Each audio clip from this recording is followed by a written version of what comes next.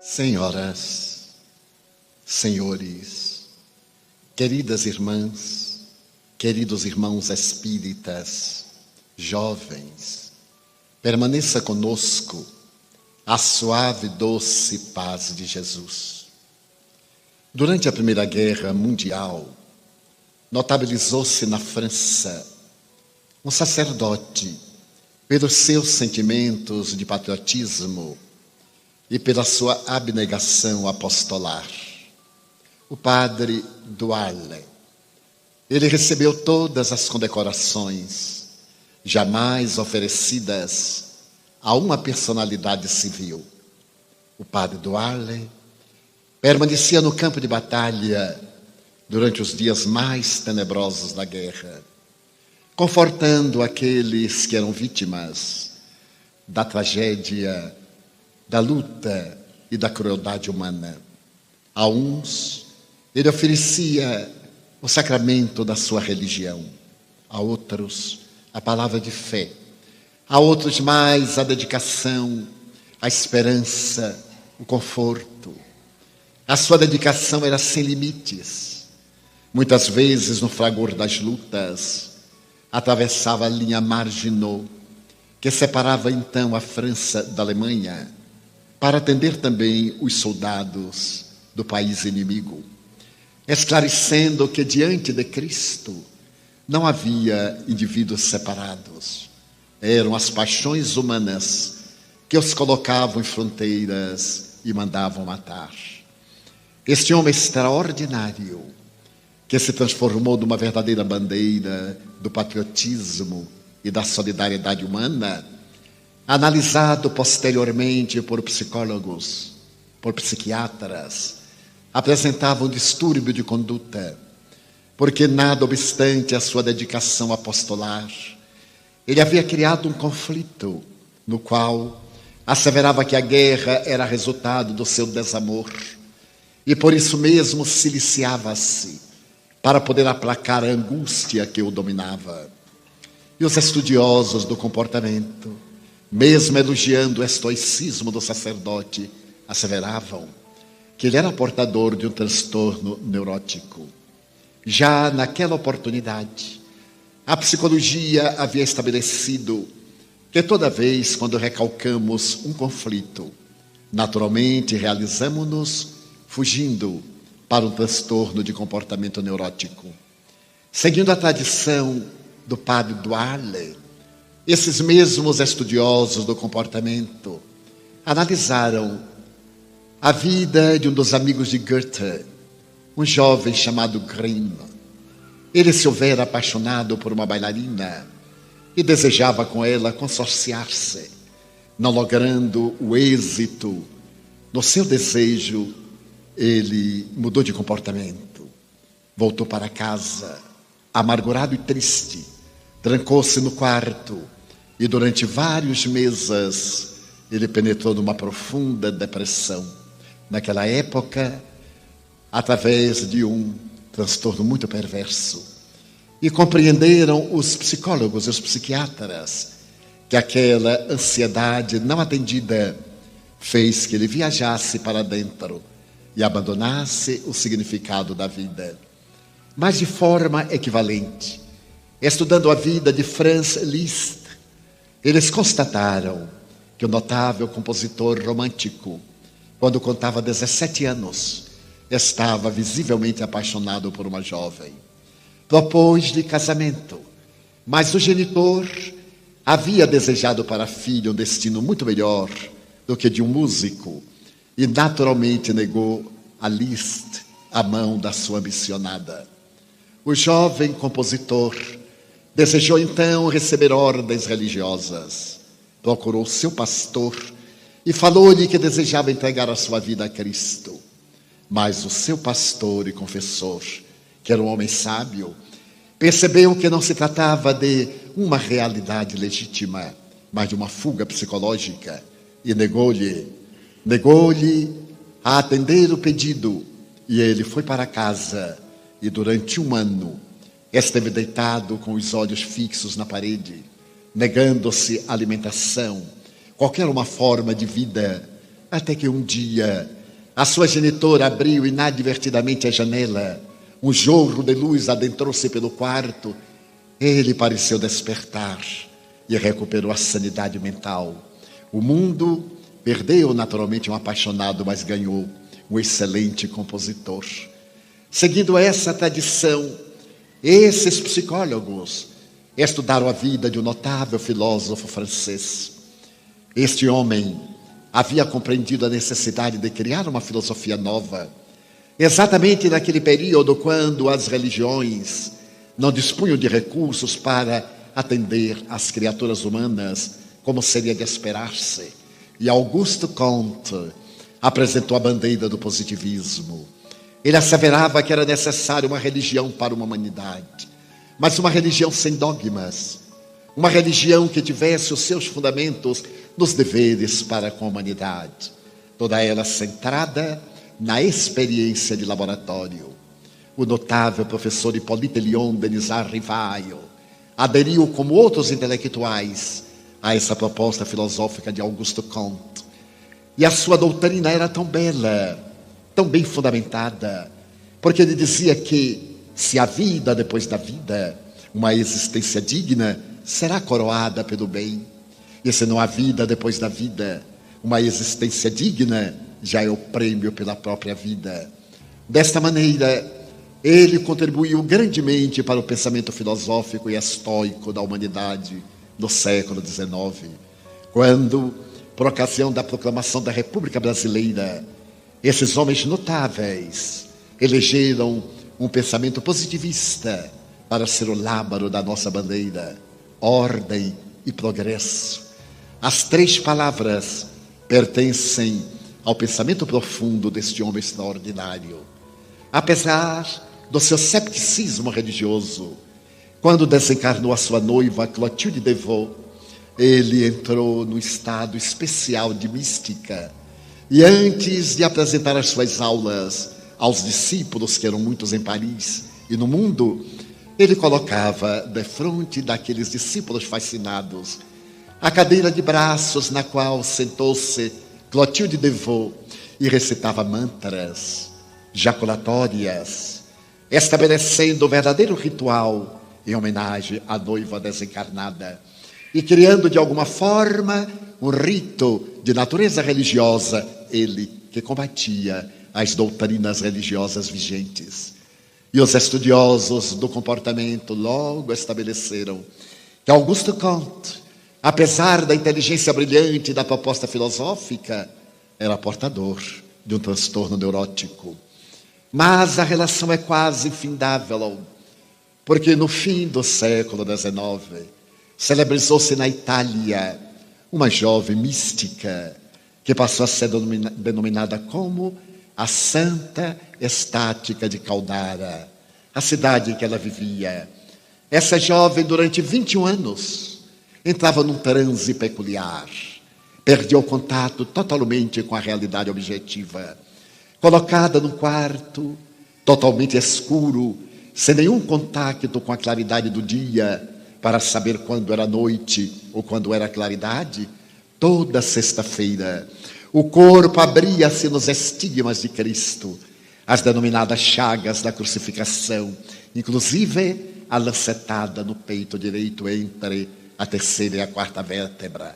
Ela negava-se a alimentar-se, tomava somente um copo de suco de laranja ou um copo de leite vez que outra, e era idolatrada. As filas enormes transitavam diante do seu leito e ela, naquele estado místico, ou ajoelhada, levada para um hospital, foi colocada hermeticamente fechada sob controle médico. E toda sexta-feira os estigmas apresentavam-se-lhe, chamando a atenção dos estudiosos de conduta. E eles estabeleceram que a Santa Estática de Caldara, apesar da nobreza dos seus sentimentos e a sua religiosidade, era uma histérica com um grave transtorno neurótico e possivelmente com desvios de conduta esquizofrênica. E nesse diagnóstico equivocaram-se. Equivocaram-se porque a Santa Estática de Caldara não era portadora de um transtorno neurótico, e muito menos do estado patológico da histeria, com a agravante dos distúrbios de natureza esquizoide. Era portadora de uma faculdade parafísica, que o emérito professor Charles Richet, durante 40 anos, estudara através dos mais notáveis sensitivos da América do Norte e da Europa, denominando essa peregrina faculdade como um sexto sentido. Mas antes dele, bastante tempo antes dele, o egrégio codificador da doutrina espírita, analisando o comportamento das criaturas humanas, pôde estabelecer que nós somos portadores de uma peregrina faculdade, a que ele, Allan Kardec, deu o nome de mediunidade. A faculdade que permite ao indivíduo estar entre dois pontos, tornando-se um instrumento de uma vibração para outra vibração, ser intermediário de dois mundos em litígio dentro de um próprio mundo. E a Santa Estática de Caldara era nada mais, nada menos do que médium, que deveria ser estudado pelos cientistas que a analisavam com esta prevenção característica da intolerância da ciência no fim do século XIX. Mas a problemática prosseguiu. Os estudos classificatórios da paranormalidade humana diante da anormalidade da conduta mental e emocional prosseguiram, e estabeleceu-se que é natural que toda vez quando temos um conflito, ele deva ser exteriorizado através de um transtorno de natureza neurótica. E quando se trata de um conflito profundo, através de um transtorno de natureza psicótica, estabelecendo um desvio de conduta daqueles que são mais graves. Merece recordar que é nesse período que Sigmund Freud, por volta do ano de 1900, estudando a diversidade desses conflitos, estabelece que na raiz de qualquer conflito neurótico há um distúrbio de natureza sexual. Portanto, é a libido que está conduzindo o indivíduo no seu comportamento saudável ou no seu comportamento patológico. Mas nesse mesmo ano, Freud publica uma obra que ficará célebre sob o nome de Melancolia. E ele analisa as manifestações melancólicas depois de haver acompanhado o trabalho do Dr. Emílio Kraepelin, o notável psiquiatra alemão, que estudou em profundidade a demência precoce, mais tarde chamada esquizofrenia. Freud fascina-se com o trabalho da diagnose da esquizofrenia e vai estudar esse transtorno que afeta o número imenso da sociedade odierna, como já então, no ano de 1900, com a denominação de melancolia. E explica o pai da psicanálise que a melancolia é um fenômeno normal na vida de todos nós. A própria alegria deve passar periodicamente por uma fase de tristeza. Manter a normalidade da conduta emocional não é estar sempre sorrindo, distante da responsabilidade ou do sofrimento. A tristeza, a melancolia, faz parte do nosso dia a dia. No entanto, se essa melancolia se prolonga por mais de 4 semanas, ela se torna patológica, sendo necessário receber a terapêutica especializada. E então Freud examina que essa melancolia invariavelmente é resultado da perda.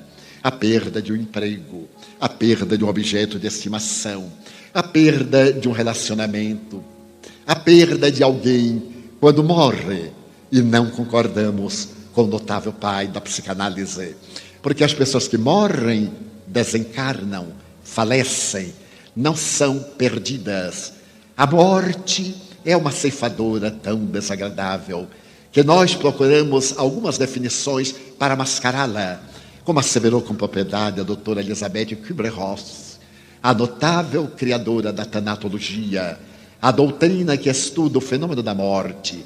Essa notável suíça naturalizada americana, que dedicou 40 anos da sua vida de psiquiatra, desde Chicago, às experiências por todos os Estados Unidos, dizia que o americano comum tem pavor à morte, e ele procura mascarar a morte, maquilando aquele que desencarnou. fazendo uma recepção depois do sepultamento, procurando retardar o próprio sepultamento ou a cremação do cadáver, porque a morte não deve fazer parte da vida. E ela procura demitizar a morte, dizendo que é um fenômeno biológico, inevitável, talvez repetindo Freud, quando o indivíduo nasce, já nasce condenado a morrer. É então inevitável o fenômeno da morte. Mas nós, mesmo aqueles vinculados a doutrinas religiosas e alguns ao espiritismo, detestam a morte. Essa maravilhosa ceifadora que nos vem libertar muitas vezes da carga pesada das enfermidades irreversíveis, dos transtornos profundos, das síndromes devastadoras, como o parkinsonismo, Alzheimer, ou os distúrbios profundos da personalidade, do comportamento mental. Então a morte é uma benfeitora da vida, mesmo porque o Espiritismo, na sua missão gloriosa, matou a morte. E ela deixou de ter uma vigência, porque se transformou num passaporte para a vida. Morrer, de maneira nenhuma, é aniquilar-se. É somente perder a indumentária, o escafandro material de que necessitamos para a vilegiatura no meio das criaturas humanas.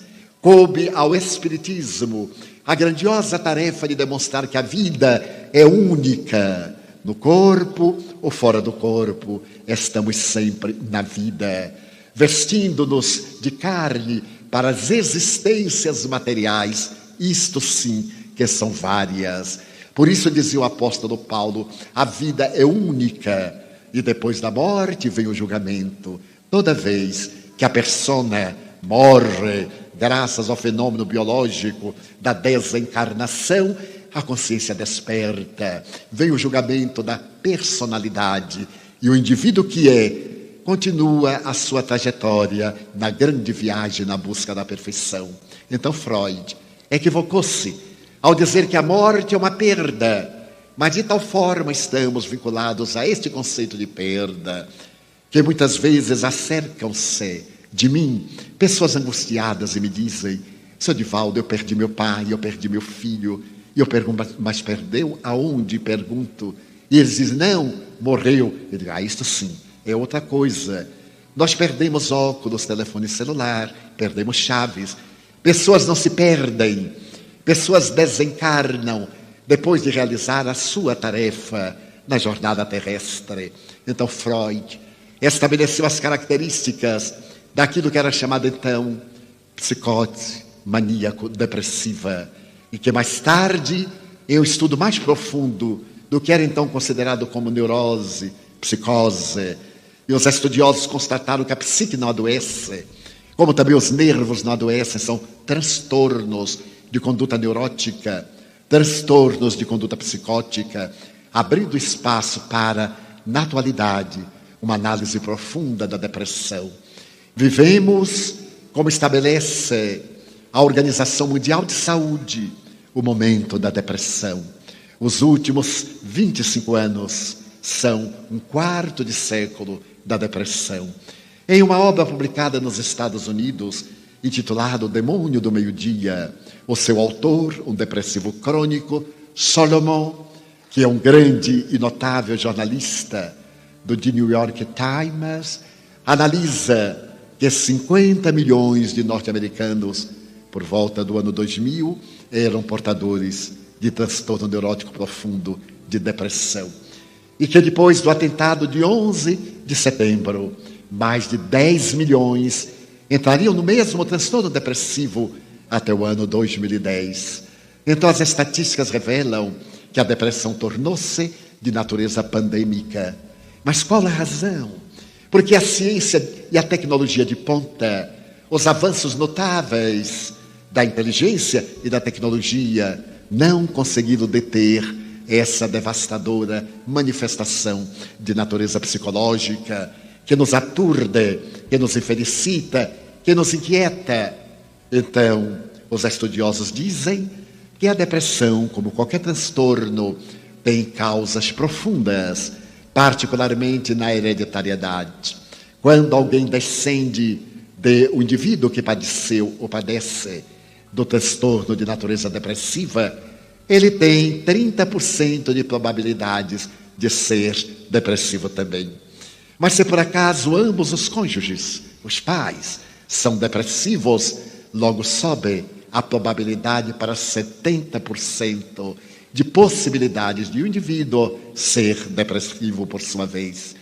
Então, essa estatística já nos leva à busca de uma psicoterapia preventiva, de procurar libertar-nos quase que dessa marca de natureza genética que nos vai empurrar para o poço da depressão. Também estabeleceram outros valores, aqueles de natureza endógena, além da hereditariedade, as enfermidades infecto-contagiosas, a tuberculose, a sífilis, a AIDS, a hanseníase, ou as sequelas dessas enfermidades de natureza infecto-contagiosa, proporcionando-nos, pelo choque da doença e pela falta de perspectiva da recuperação da saúde, mergulhar no abismo profundo da depressão. Mas existem outros fatores de natureza exógena, os fatores psicossociais, os fatores socioeconômicos, os fatores da afetividade.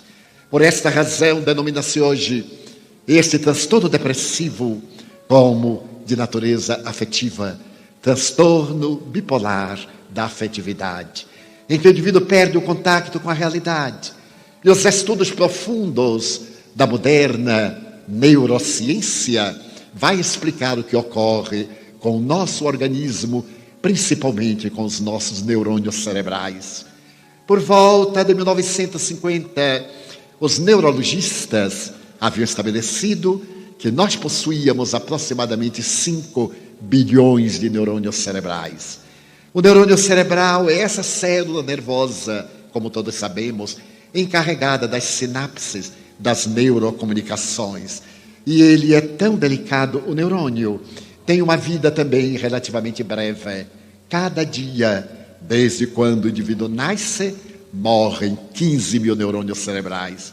Então acreditava-se, até a última década, 1940-50, que ao chegarmos aos 50 anos e perdendo diariamente 15 mil neurônios, nós estávamos marcados para a decrepitude, para a deficiência mental, para o esquecimento, para esse estado do envelhecimento precoce.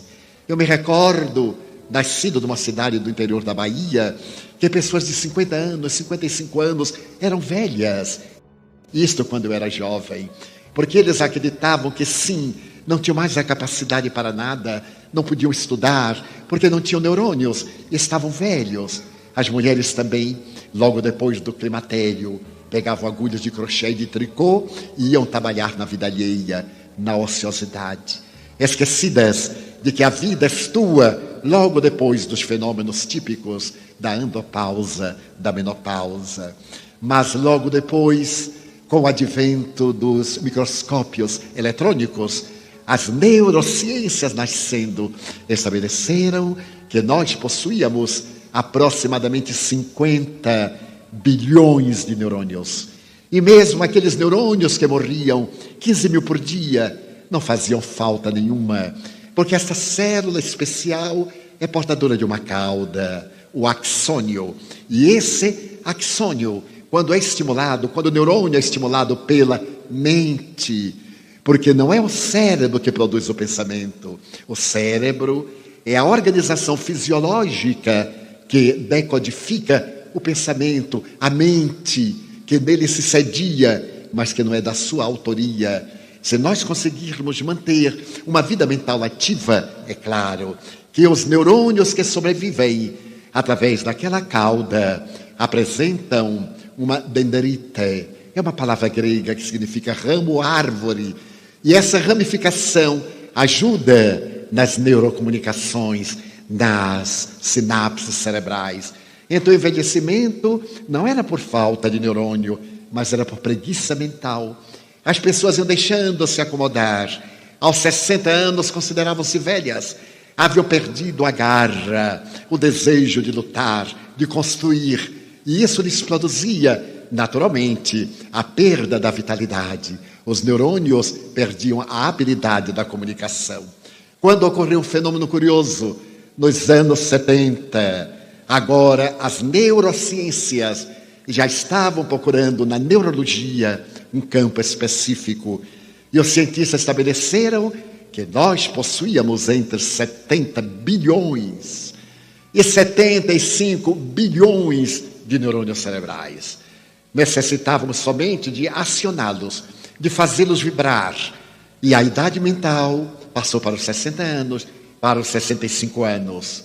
Logo depois, na década 1990, 2000, a neurociência exigiu praticamente do presidente dos Estados Unidos que decretasse aquela década como a década do cérebro, porque a grande máquina cerebral estava praticamente toda decodificada e a ciência havia constatado que nós éramos portadores de aproximadamente 100 bilhões de neurônios. Mas houve um dado muito peculiar. Descobriram os neurocientistas que nós, os homens, temos alguns bilhões de neurônios mais do que as mulheres. Não era uma questão de machismo, era uma questão neuronal. Mas logo constataram que, apesar dessa produção muito grandiosa, esses bilhões excedentes não tinham função nenhuma. Era uma espécie de reserva para o futuro da humanidade. Então, a idade mental passou para os 75 anos para a mulher que é fraca e para o homem que é forte, 70 anos. Bem, é claro que eu sou uma exceção, eu estou com 82 anos e eu tenho a impressão que o computador do reino dos céus não está funcionando muito bem e que eu fui deletado, graças a Deus. Fui deixado à margem e espero que muita gente passe na minha frente nesta fila grandiosa. Eu cedo lugar a qualquer precipitado, sem nenhuma contrariedade.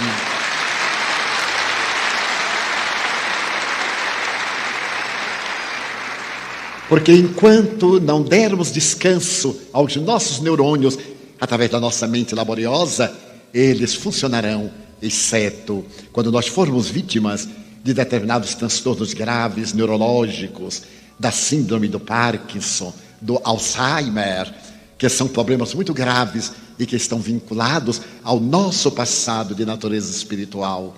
Eu me recordo que mais ou menos nessa época, em 1991, eu me encontrava na cidade de Lyon, na França. Anualmente, desde há 30 anos, tenho tido a oportunidade de visitar a França e proferir conferências. Mas naquela oportunidade estava em Lyon, porque havia sido convidado para proferir uma conferência na Universidade Lyon 2, pelo professor François de Laplantine. Ele me disse: Divaldo, eu sou professor de etnologia e também sou professor de paleontologia. Eu gostaria que você viesse à minha aula para poder fazer uma conferência do Espiritismo, a reencarnação à luz da antropologia, para explicar esta questão antropossócio-psicológica da evolução. E eu aceitei. Quando ele falou que era uma universidade de terceira idade, eu não tinha ideia exatamente. E com a minha tradutora ao francês, uma brasileira do Rio de Janeiro, Madame Beaumartin, Cláudia Beaumartin, a mais notável tradutora que existe, porque Cláudia vive em Paris há mais de 30 anos, é espírita militante. E ela é uma tradutora para mim tão notável que ela me traduz antes de eu falar. É curioso.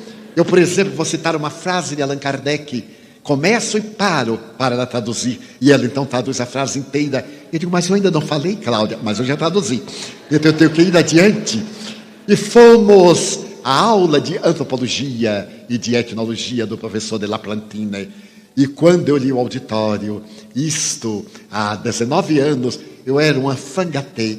Eu estava com 62 anos, era um adolescente, que eu olhei, eu era praticamente com Cláudio, os mais jovens. Então ali estava a fina flor da terceira idade de Lyon. Proferimos a conferência e ao terminar, como é muito comum na Europa e nos Estados Unidos, houve um debate, perguntas e respostas. E 2 horas depois, ao encerrar-se, veio um grupo de pessoas para dialogar conosco. E jamais me esquecerei de uma senhora francesa típica. Ela veio sorridente com um chale no ombro, com uma flor de primavera no chapéu, que deve ter sido do século XIX. Sorridente, e me disse: Monsieur Franco. Eu adorei a sua conferência. E logo eu segurei Cláudio e digo, por favor, traduza-me. E começamos o diálogo através da intérprete. Eu lhe perguntei por que ela gostou da conferência. E ela disse, ora bem, porque eu sou aluna do professor de Laplantine. Estou estudando antropologia. Imagine o senhor que eu tenho 81 anos. E eu tenho olho clínico, infelizmente. Olhei para ela e notei que ela tinha um pouquinho mais. Porque a mulher que não amputa 5 anos da sua vida não é feminina, é doente. Tem que diminuir um pouco, é natural para ser feminina. Na Mansão do Caminho eu tenho uma amiga que trabalha comigo há 40 anos. E há 2 anos ela me disse, jovial, Divaldo, eu quero convidá-lo para ir ao meu aniversário, aos meus 50 anos. Então a filha disse, mamãe, eu tenho 40. Ela disse, ai meu Deus, que cabeça para os meus 60. Ela, mamãe, deixe-me em paz. Seja lá que idade for, é meu aniversário, não sabe, Divaldo? É que eu ando um pouco preocupado. Eu digo, entendo perfeitamente. Eu então olhei para aquela senhora jovial e dei apenas 5 aninhos a mais, 86 ficava muito bem. E ela começou a falar das suas conquistas. Já fiz o curso 4 anos, faltam-me 3 anos. E eu entusiasmei, me digo, meu futuro está aqui marcado pelo entusiasmo dessa dama. E então perguntei-lhe, e a senhora pretende exercer depois de se formar, porque ela estaria com 89 anos pelos meus cálculos. Pelos dela, ela estaria com 84. Ela disse, mas é claro, eu não iria estudar 7 anos para depois não montar o meu consultório. E percebendo o entusiasmo, eu perguntei, vamos imaginar uma coisa absurda, que certamente não vai acontecer, mas da lei da probabilidade, vamos imaginar a possibilidade, e se a senhora morrer antes? Ela olhou jovial e me disse, Monsieur Franco, se eu desencarnar antes, na próxima encarnação, eu já virei antropóloga. Ela havia entendido mais ou menos a reencarnação. Eu olhei para esta mulher lúcida, vibrante, pensando em ainda exercer a sua profissão com aquela mente notável, porque não se permitiu o luxo da ociosidade. Então, se nós acionarmos o nosso cérebro, ele responderá com vitalidade, porque os cientistas descobriram que a depressão, em particular, é resultado da carência de neuropeptídeos, aquela substância que se encarrega das neurocomunicações, que são de natureza eletroquímica. Então, aquela substância mínima, química, que leva a mensagem diante de um choque, diante da hereditariedade, diante de um drama, elas deixam de ser produzidas, principalmente na nossa parte posterior, na RAF, no centro ceruleus, 2 substâncias básicas, a serotonina e a noradrenalina. Logo em seguida, pela dopamina, a substância da alegria. Uma pessoa alegre, jovial, comunicativa, tem uma boa dosagem de dopamina, que é uma substância tão delicada, que se a pessoa tem em quantidade, faz um quadro esquizofrênico. E se tem em menor quantidade, faz uma síndrome de parkinsonismo. Então é necessário que a mente trabalhe esse laboratório neuronal com tal habilidade que os neurônios produzam exatamente aquela dosagem para o equilíbrio. Então a farmacologia veio em amparo dos portadores do transtorno depressivo e estabeleceu que através de produtos elaborados, de produtos quimicamente trabalhados em laboratórios, podia-se driblar o neurônio cerebral através de substâncias barbitúricas que, absorvidas sob orientação psiquiátrica, vão forrar o neurônio e naturalmente produzir a neurocomunicação, mandar a mensagem de um para outro neurônio, naturalmente mudando o nosso humor, mudando a nossa manifestação nervosa, criando um ligeiro condicionamento, muitas vezes um ligeiro tremor, que faz parte da alteração química que o cérebro está experimentando para adquirir a normalidade. E em breve, a depressão, que se apresentava de natureza pandêmica, como hoje se apresenta, passou a ser rechaçada, através do conhecimento da tecnologia de laboratório, da farmacologia e principalmente pela contribuição valiosa da psicoterapia. Esta terapia que tem por base essencial o sentido da vida. Logo, pôde-se penetrar que na raiz de um transtorno neurótico não somente está a libido, mas também a perda de interesse pela vida, a mágoa, o ressentimento, o desamor, a falta de amor a si mesmo, o desinteresse pelo amor ao próximo, porque a ausência da serotonina e da noradrenalina leva o indivíduo a uma apatia. Ele perde a afetividade, desinteressa-se, o que produz uma grande angústia nos membros da sua família, principalmente naqueles da afetividade. Não parece mais o mesmo, não é mais o mesmo. Não me olha mais com aquela mesma afetividade. Não. A afetividade é resultado da sua manifestação por essas substâncias dos neurônios.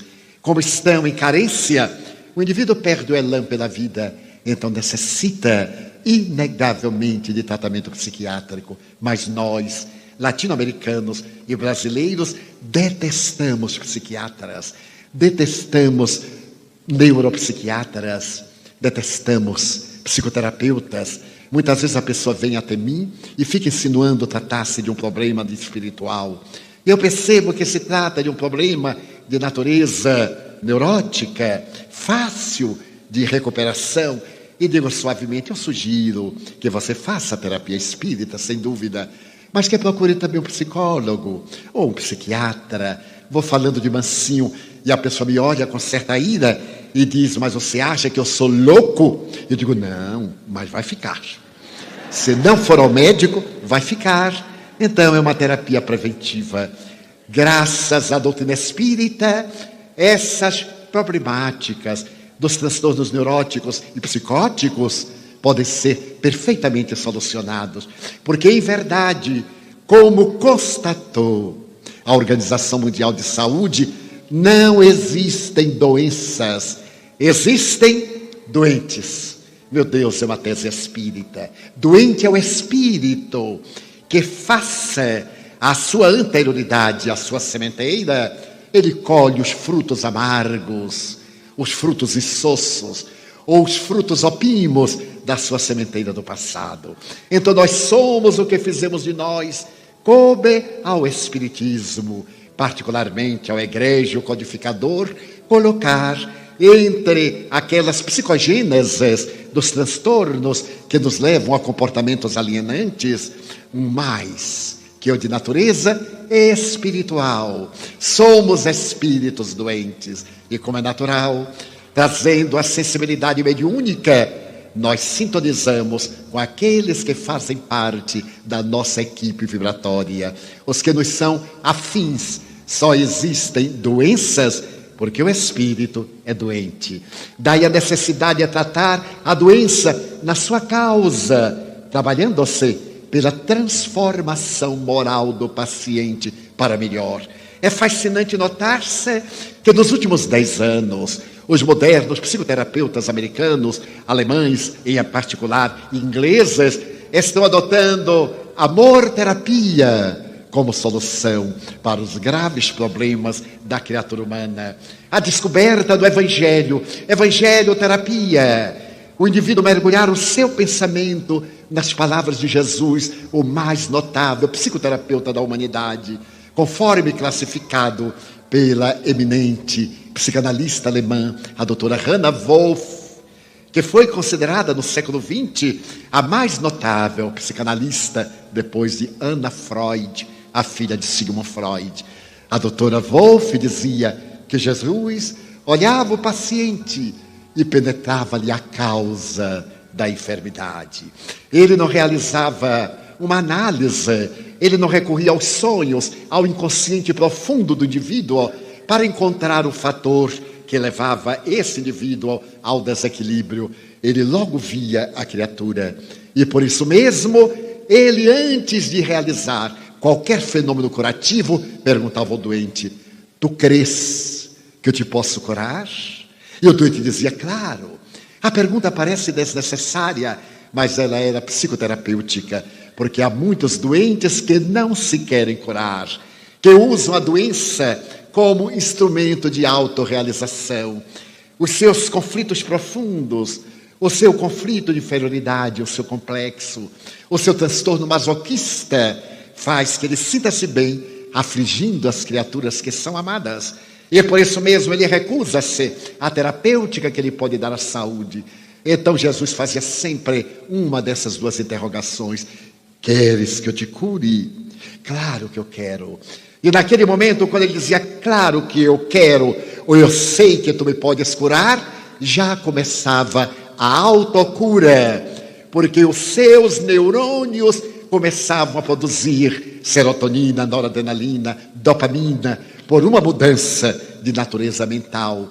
Logo havia uma transformação interior, e isso foi estudado profundamente na Universidade de Harvard, por dois grandes físicos quânticos, que se deram conta que toda vez que o indivíduo ama, que o indivíduo perdoa, que ele não carrega o lixo mental do ressentimento, o seu cérebro, às semelhanças dos 64 neuropeptídeos já classificados, produz determinadas ondas vibratórias semelhantes ao fóton. E como o fóton tem a peculiaridade de aglutinar moléculas, ele é absorvido pelo sistema nervoso central, que encaminha essa energia ao sistema de glândulas endócrinas e a exterioriza através do aparelho imunológico, proporcionando saúde. Então, amar proporciona saúde. Não é uma questão religiosa, é uma questão médica. Não se trata agora de qualquer colocação teológica, nem de virtude teologal. O amor é psicoterapêutico. Há agora um estudo profundo pelo Dr. Greg Hagen a respeito do amor como ciência, a ciência e a arte de amar para tornar a vida digna. Mas aqueles cientistas também detectaram que quando nós odiamos, quando guardamos ressentimento, quando temos ciúme, os nossos neurônios produzem um campo energético semelhante a uma outra partícula, e essa partícula desagrega as moléculas, ela é absorvida pelo sistema nervoso central, esse elétron, e claro que ele desarticula, transfere-se para o sistema endocrínico e vai para o imunológico e mata as nossas defesas. E naturalmente nós enfermamos. Qual é então a melhor proposta para uma vida saudável? Amar. Não guardar ressentimento, não carregar lixo mental, abrir-se ao amor como a flor de lótus, suavemente aos cálidos beijos do sol da primavera. Então vivemos um momento extraordinário que foi precedido pelo Espiritismo, quando demonstrou que nesses transtornos, como em alguns problemas de natureza fisiológica, as chamadas doenças fantasmas, as doenças simulacro, existem interferências daqueles que desencarnados fazem parte da nossa economia emocional. Aqueles a quem ofendemos, aqueles a quem maltratamos, a quem traímos, aqueles aos quais prejudicamos e que se não reencarnaram e não tiveram oportunidade de perdoar-nos, por uma lei de afinidade, nós os atraímos, porque aonde está o devedor, logo ao seu lado está o cobrador. É a lei de causa e de efeito.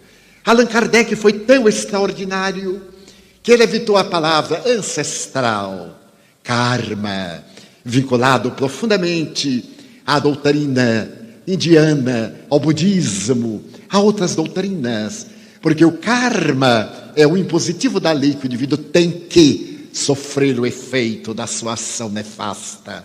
E o dharma, da sua ação benéfica, ele desencadeia leis que vão beneficiá-lo. Allan Kardec optou por uma lei da física, a lei de causa e efeito. Todo efeito vem de uma causa, logo, todo efeito inteligente vem de uma causa inteligente. Porque é uma doutrina, o Espiritismo, eminentemente cristã. Pelo bem que eu faço, eu me reabilito do mal que fiz. Não estou na terra para sofrer, eu estou na terra para recuperar-me do mal que me fiz, através do mal que a outra eu fiz. Ninguém prejudica a ninguém. Se por acaso alguém aceita esse ato indevido do adversário e se diz prejudicado por ele, é porque quer, porque cada um de nós descontrola as leis que vigem em torno da nossa realidade. E são essas leis que aguardam reparação. O bem que nós fazemos anula aquele mal que nós fizemos, e as leis reorganizam-se, entram em equilíbrio. Por isso que o perdão é essencial. Se alguém me fez um mal, eu perdoo, porque o problema é dele. Se eu o perdoo, ele prossegue devendo, só que eu não me faço seu cobrador. Ele é que se tem de perdoar, ele se tem de reabilitar, ele é colocado pela vida para restaurar-se interiormente e evitar os danos que causou, corrigindo-os e gerar novas leis de ação. É a lei do amor funcionando além da lei de justiça, através da lei de misericórdia. Um dia, conversando com Chico Xavier, ele me cunhou esta frase: meu filho, se nós estivéssemos sujeitos apenas à lei de justiça, é certo que não teríamos a oportunidade de reencarnar por falta de mérito. Mas como Deus é amor, ele aciona a lei de misericórdia, que nos abre espaço para a reabilitação. Mas nem todos assim compreendem. E aqueles que se sentem prejudicados, que se acreditam vítimas, vêm agora fazer justiça com as próprias mãos. Desejam de esforço a vingança e estabelecem conúbios obsessivos. Como se trata o doente de um espírito que está doente e que agora apresenta o distúrbio de natureza psicológica e comportamental, ou distúrbio orgânico, ou distúrbio mental, através de um fenômeno esquizofrênico, através de uma manifestação de natureza hebefrênica, autista ou equivalente, é necessário despertar-lhe o âmago profundo para que ele comece a terapêutica mudando de vida. Então ninguém cura a ninguém. O próprio mestre fazia que o indivíduo começasse o seu processo de autocura. Então, no momento em que a depressão se expande na Terra, a obsessão também se estabelece como de natureza pandêmica. Allan Kardec, em A Gênese, faz uma análise que é perfeitamente atual.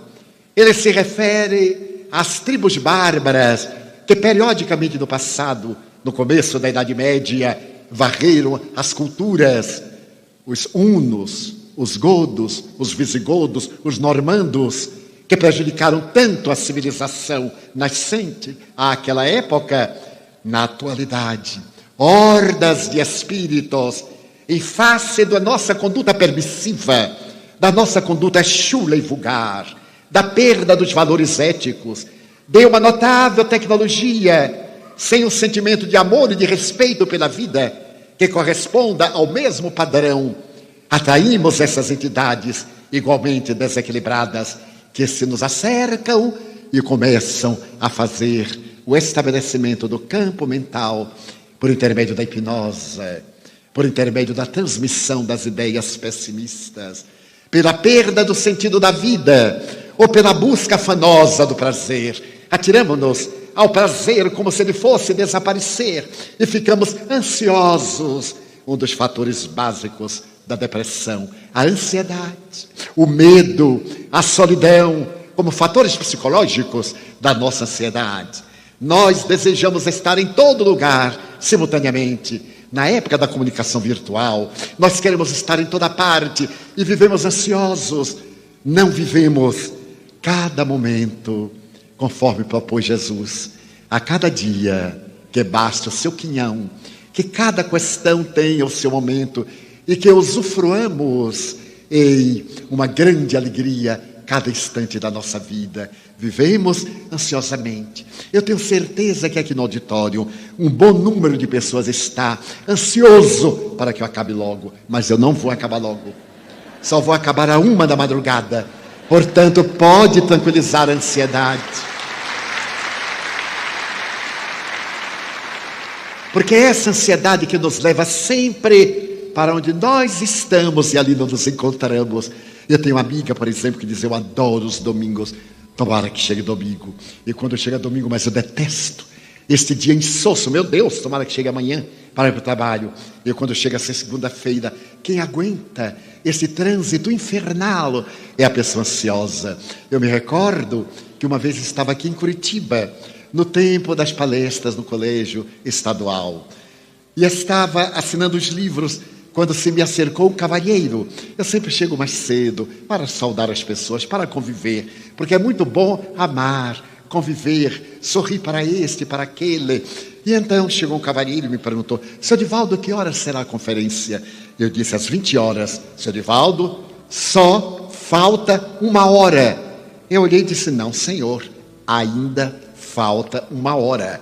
E vai começar na hora?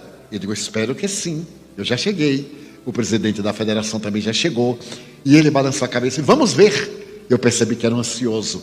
Ele saiu. Eu continuei. Daí a pouco, olha o homem: seu Divaldo, só falta meia hora. Seu Divaldo, eu disse: meu amigo, ainda falta meia hora. Ainda. Muita gente está em casa jantando, vai pegar o veículo, o automóvel ou um coletivo, e ainda chegará em tempo. Vamos ver se vai começar na hora. E saiu aborrecido, não sei porquê. Daí a pouco volta o homem pela terceira vez: seu Divaldo, faltam 15 minutos. Só faltam 15 minutos. Eu digo: não, senhor, ainda faltam 15 minutos. E como todo ansioso tem medo de morrer, porque ele morre de véspera, é como peru de Natal, eu então lhe perguntei sorrindo: o senhor sabe quantas pessoas morrem por segundo? Ele disse: não, senhor. Eu digo: segundo estatísticas americanas, em cada segundo morrem 7.500 pessoas. O senhor multiplique 7.500 por 60, multiplique por 15 e veja quanta gente ainda vai morrer antes de eu começar a conferência. O homem me olhou, fez cruz, credo. Eu disse: é capaz de morrer o auditório todo. É uma estatística. E eu digo: desse eu estou livre. E me fiz livre. Chegou o momento, eu me levantei. Não havia tribuna, ficávamos à ponta da mesa. E quando eu me levantei, o homem estava defronte de mim, olhando-me fixamente. Eu comecei e olhei para ele. Ele então levantou a manga do paletó, olhou o relógio, olhou para mim como que disse: eu vou controlá-lo, viu? Eu também olhei meu relógio. Se havia passado um período de 5 minutos, eu aí fiquei com pena dele, coitado. Porque uma conferência tem uma praxe, 60, 70 minutos, hoje 3 horas e 4 minutos. Então, eu digo: ele ainda vai olhar para o relógio 13 a 14 vezes. E não olhei mais.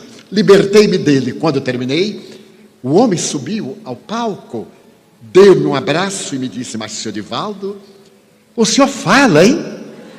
Eu disse: por acaso o senhor já viu ou já ouviu algum orador mudo? Eu fui convidado para falar: mas o senhor exagerou, falou mais de 2 horas. Eu digo: não. Eu falei exatamente 70 minutos. Porque veja bem, começamos às 8h10 e são agora, no meu relógio, 9h20. Ah, senhor Divaldo, mas pareceu que o senhor falou demais. Eu pus a mão no ombro dele e disse: sabe por quê? Não, senhor, porque você estava ansioso para eu acabar logo. Então você não acompanhou o meu raciocínio. Não, senhor Divaldo, eu acompanhei. Eu então dei-lhe o golpe de misericórdia. Pois não. E qual foi a parte da conferência que o senhor gostou mais? Tudo! E saiu correndo. E foi, naturalmente, para casa, para dormir, para amanhã. A ansiedade é um dos fatores que desencadeia a depressão. Mas como fazermos para nos vermos livres desses transtornos neuróticos e dos transtornos de natureza obsessiva? Felizmente, a medicina já reconhece a obsessão, tecnicamente, como um transtorno de natureza psicológica. Faz pouco tempo que foi publicado que havia um reconhecimento tácito da obsessão, o transtorno depressivo, como sendo de natureza médica e aceito pelos psiquiatras em geral. Que fazer? Redescobrir o amor, usar a alegria de viver, mesmo que não tenha a dopamina na dose necessária. Procurar o sentido da vida, já que a sua vida não lhe serve nesse momento, doe-a a alguém que deseja viver. Torne-se instrumento de paz, como dizia o pobrezinho de Assis. Seja um mensageiro da esperança. Torne-se útil. Vá para a porta de uma escola para ajudar as crianças a saírem desse trânsito criminoso e cheio de perigos. Faça algo, plante uma árvore no seu quintal.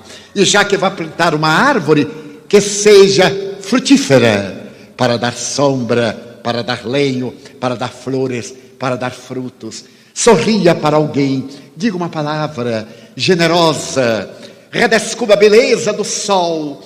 E à medida que você for descobrindo lentamente cada coisa, o seu cérebro vai respondendo, porque é a mente que está trabalhando os neurônios, estimulando-os, e eles passaram a produzir os neuropeptídeos que correspondem à saúde comportamental, à saúde mental, à saúde orgânica. E logo depois, quando você acabar de descobrir o amor, exalte a vida, ore a Deus. Diariamente eu abro a janela do meu quarto quando desperto e digo: meu Deus, muito obrigado. Estou vivo na carne, ainda estou no corpo. Vou aproveitar cada instante da minha vida para vos louvar, Senhor, para vos agradecer, mas também para ser feliz. É fácil ser feliz. Basta ambicionar o necessário para a alegria e não ter o tormento de querer abraçar aquilo que não pode abarcar, para não ser vítima da frustração. Então apressa, abra-se ao sol da divina misericórdia, ore, procure a terapêutica espírita, ao lado das terapêuticas acadêmicas, a psicoterapia, a terapêutica psiquiátrica, se for o caso, mas faça também fluidoterapia, os passes, a água fluidificada ou magnetizada, as palestras doutrinárias, para poder irrigar a sua mente de ideias novas. Abandone os velhos conceitos, desalgeme-se das ideias do passado, arrebente as correntes que o mantêm no ressentimento, na queixa. Deixe a queixa perturbadora, portadora do bafio da morte, da enfermidade. Entregue-se a Deus. E aquele que a Deus se entrega não fica na solidão. O Espiritismo veio nesta hora grave da sociedade para dar-nos as mãos, para podermos enfrentar este momento de trânsito, quando se está construindo a era nova do espírito imortal, às vésperas da grande mudança de mundo de provas e de expiação para mundo de regeneração. Vivemos o grande momento da nossa transformação moral. E é necessário que nós nos tornemos pequeninos sóis. Eu me encontrava em Salvador há 3 meses, preparando-me para pegar um voo a São Paulo às 5 da manhã.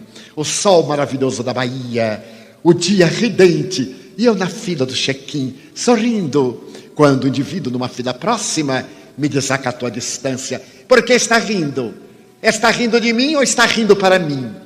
Como eu aprendi a conviver com os desafios humanos, eu me senti assim embaraçado, eu fiz de conta, olhei em vão e ele voltou à carga. Está rindo de mim ou está rindo para mim?